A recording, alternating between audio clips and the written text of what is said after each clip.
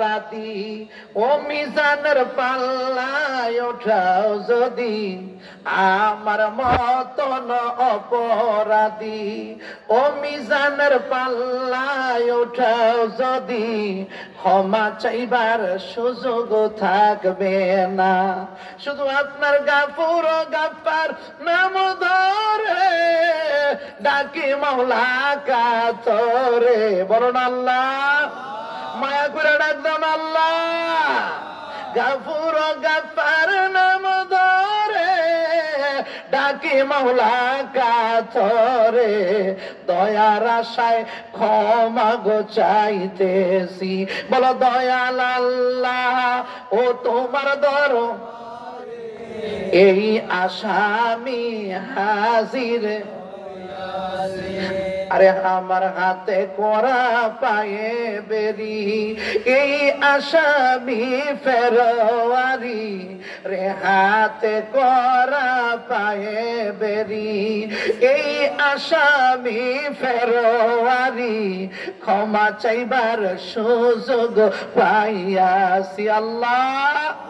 এই কোরআন সুন্নাহর মাহফিলে আমরা বড় আশা করে দয়ার আশায় সদাই গো কান্দেছি। বলো দয়াল আল্লাহ ও তোমার দরবারে এই আসামি হাজির। বন্ধু, ক্ষমা চাওয়ার সুযোগ যায়, এই জীবন চলে গেলে, রুহু চলে গেলে ক্ষমা চাওয়ার কোনো সুযোগ আর থাকবে না। এখনো সময় আছে, তওবার দরজা খোলা আছে, সুবহানাল্লাহ কও না? এখনো সময় আছে, তওবার দরজা খোলা আছে। বন্ধু, এখনো আমার আল্লাহর দরবারে কাঁদলে কাঁদলে গুনাহ মাফ হয়, কাঁদলে সিনা সাফ হয়, কাঁদলে আমার আল্লাহ রাজি হয়। আরে কানছে যারা পাইছে তারা রে, কাঁদে নাই যারা পায় নাই তারা রে। এই জন্য আমরা আল্লাহর দরবারে কান্না করতে চাই কি চাই না? বন্ধুরা, আমি নগণ্য ঘুরে ঘুরে কি তালিম করি, মানুষদেরকে কি বলার চেষ্টা করি।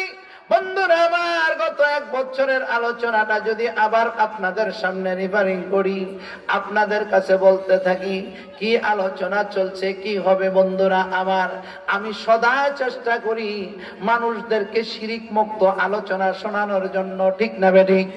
আমি সদা চেষ্টা করি মানুষদেরকে ইবাদত, সহি ইবাদত, বেদাত মুক্ত ইবাদত তালিম দেওয়ার জন্য চেষ্টা করি। বন্ধুরা আমার, ইবাদতের গ্যারান্টি দিয়া কেউ আল্লাহর জান্নাত পাবে না? পাবে না, জান্নাত পাওয়া যাবে না।